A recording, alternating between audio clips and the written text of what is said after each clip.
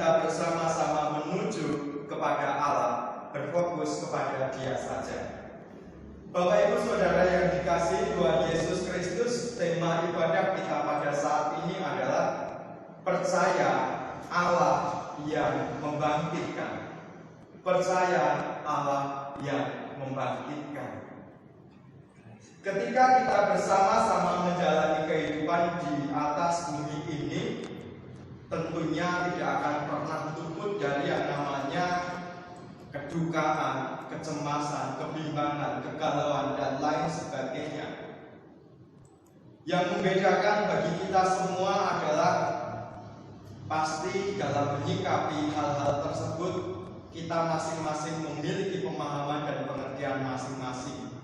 Sehingga ada pada saat orang berduka, dia ada diam saja. Pada saat orang berduka, dia menangis sekuat-kuatnya. Ada juga yang ketika dia sedang berduka, dia menjerit atau lari atau kemanapun mencari sesuatu yang bisa untuk meluapkan kedukaan itu. Dan ternyata itu adalah hal yang wajar. Yang tidak wajar adalah ketika kita berduka, namun kita lepas kendali. Bapak Ibu Saudara yang dikasihi Tuhan Yesus Kristus, bacaan Injil yang kita baca, kita dengarkan bersama-sama tadi, Injil Yohanes 11 ayat 1 sampai dengan 45, cerita tentang Lazarus dibangkitkan. Ini menjadi satu cermin dalam kehidupan kita. Cermin di mana kita mengalami hilangnya pengharapan. Di dalam cerita Injil ini diceritakan bahwa Maria dan Marta merasakan bahwa pengharapannya sudah sangat pupus karena saudara terkasihnya, orang yang dianggap menjadi tulang punggungnya, ternyata telah meninggal dunia. Dan hal itu membuat mereka semua berduka yang sejadi-jadinya. Di dalam cerita tadi dijelaskan bahwa ternyata Lazarus meninggal karena dia sakit. Dan pada saat Lazarus sedang sakit, Maria dan Marta sudah sempat menghubungi Yesus, mengutus orang untuk mencari Yesus supaya datang dan memberikan pertolongan bagi dia. Tetapi di dalam bacaan Alkitab tadi seakan kok malah seperti ini ya. Tuhan Yesus diminta untuk datang memberikan kesembuhan, tetapi kok dia malah sengaja untuk tinggal 2 hari lamanya di tempat dia bernama saat itu. Bapak Ibu Saudara yang dikasihi Tuhan Yesus Kristus, terkadang pikiran kita ini jauh berbeda dengan apa yang dikehendaki Allah, apa yang dimaksudkan Tuhan dalam kehidupan kita.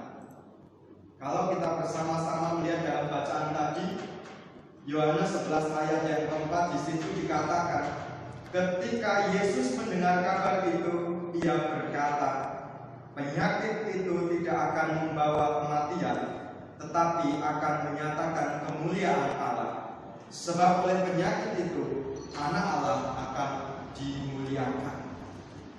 Tuhan Yesus punya pemikiran tersendiri akan karyanya di atas bumi ini. Tuhan Yesus tahu bahwa Lazarus akan mati. Tapi Tuhan Yesus memang seperti itu. Dia sengaja untuk tinggal beberapa hari dan dia ingin menyatakan kemuliaan Allah melalui peristiwa kematian Lazarus. Tapi apa yang dipikirkan oleh manusia? Manusia berpikirnya, kenapa kok tega sekali sih Tuhan ini datangnya terlambat? Kenapa kok tega sekali sih Tuhan ini membuat aku sakit hati dan seperti ini?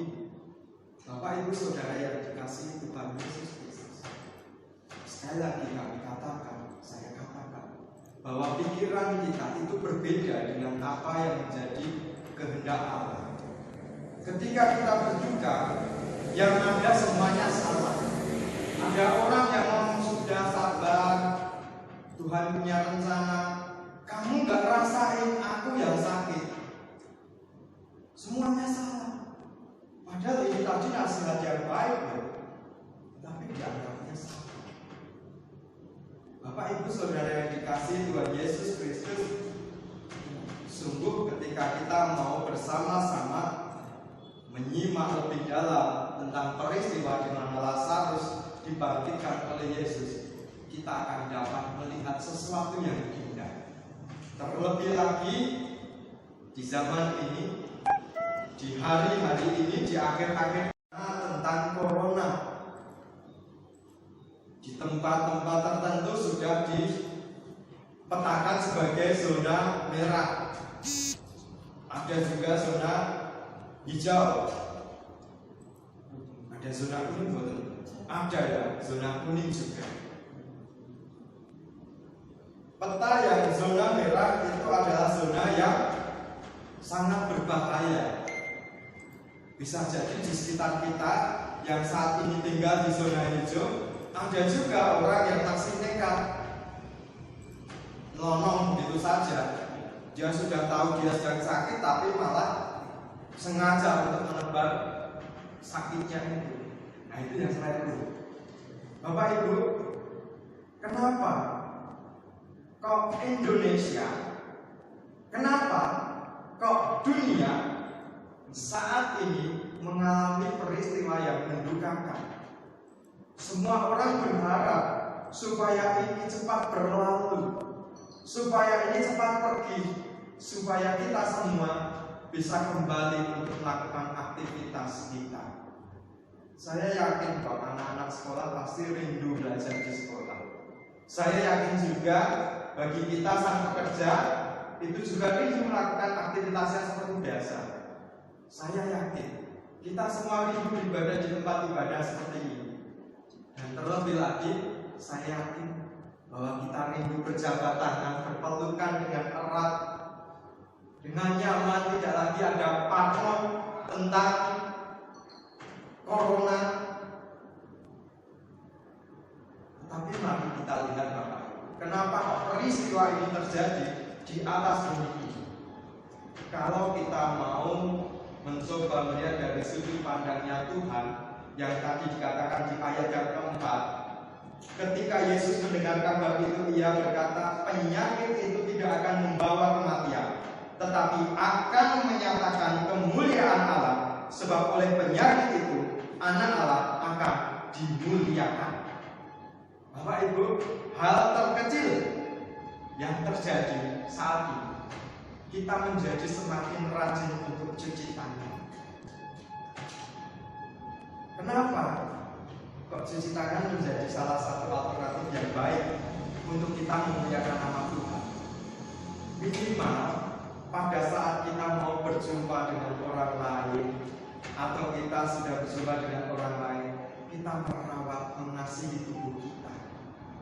Kalau saja kita berjabat tangan dengan orang yang terkena virus itu, kita tidak berjabat tangan, kita menyempelkan, kita langsung lap muka, kucek mata, atau pegang bibir, itu sangat berbahaya.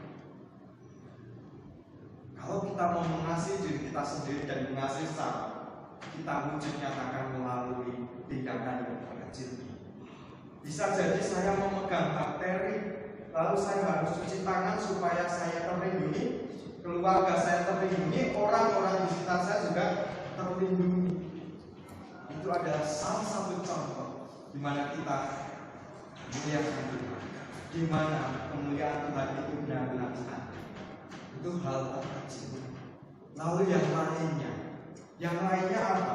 Kalau GKJ Banjarnegara sudah bersepakat setiap hari jam 7 malam kita mengadakan doa bersama di rumah masing-masing, mendoakan dunia ini supaya corona ini terangkat. Artinya kita punya iman bersama-sama yang kita sepakati jam 7 kita doa bareng. Pada saat kita doa bareng, Tuhan sedang berkarya. Inilah Bapak Ibu yang terjadi di zaman sekarang, di hari-hari ini. Ketika kita mau bersama-sama memaknai peristiwa ini sebagai peristiwa di mana Tuhan ingin menyatakan sesuatu bagi kita, yang mari kita beriman. Bapak Ibu Saudara yang dikasihi Tuhan Yesus Kristus, ketika kita bersama-sama melihat di dalam bacaan Injil Yohanes tadi, banyak orang yang menjadi percaya kepada Tuhan, kepada Allah pada saat Lazarus dibangkitkan. Tetapi dalam kehidupan saat ini, kita pun juga menjadi semakin percaya kepada Tuhan.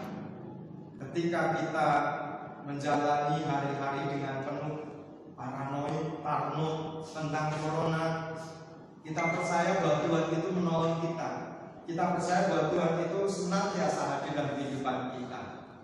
Dan ternyata Bapak Ibu, rasa percaya yang kita miliki itu yang akan membangkitkan dan menumbuh kembangkan iman kita. Bapak Ibu Saudara yang dikasihi Tuhan Yesus Kristus, percayakah Anda bahwa Allah akan membangkitkan kita semua? Bangkit di sini bukan bangkit dari kematian, tetapi bangkit dari peristiwa yang saat ini kita alami secara menyeluruh di dunia ini.